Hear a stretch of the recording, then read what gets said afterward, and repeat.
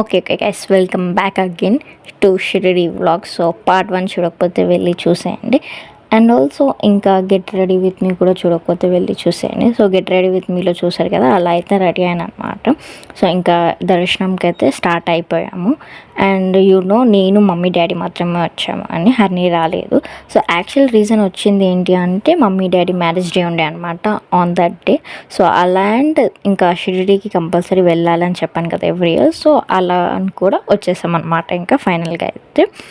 And ఇంకా దర్శనంకి వెళ్ళే ముందు మళ్ళీ దర్శనం ఎంత లేట్ అవుతుందో లేకపోతే అర్లీగా అయిపోతుందో తెలియదు కదా. సో బ్రేక్ఫాస్ట్ చేసేద్దాం అనుకున్నాను. మీ డాడీ అయితే సౌత్ సైడ్ బ్రేక్ఫాస్ట్ చేస్తారనమాట, అంటే ఇడ్లీ దోశ. నేను కొంచెం డిఫరెంట్గా చేద్దాం అని చెప్పి మార్నింగే పావ్ బాజీ అయితే తిన్నాను అనమాట. అండ్ ఇంకొకటి ఏంటి అంటే మనకి బిఫోరే దర్శనం ముందు బ్రేక్ఫాస్ట్ చేయడం బెటర్ అనమాట.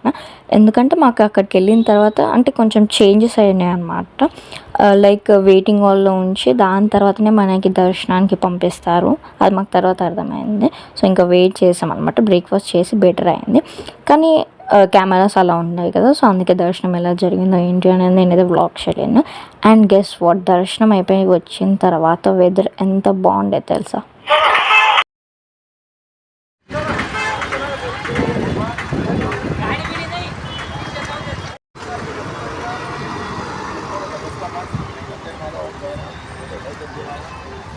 సో దర్శనం నుంచి రాగానే బయట వర్షం పడుతుండే అనమాట. నాకు మంచిగా అనిపించింది, బికాస్ వర్షం అంటే ఎవరికి ఇష్టం లేదు చెప్పండి.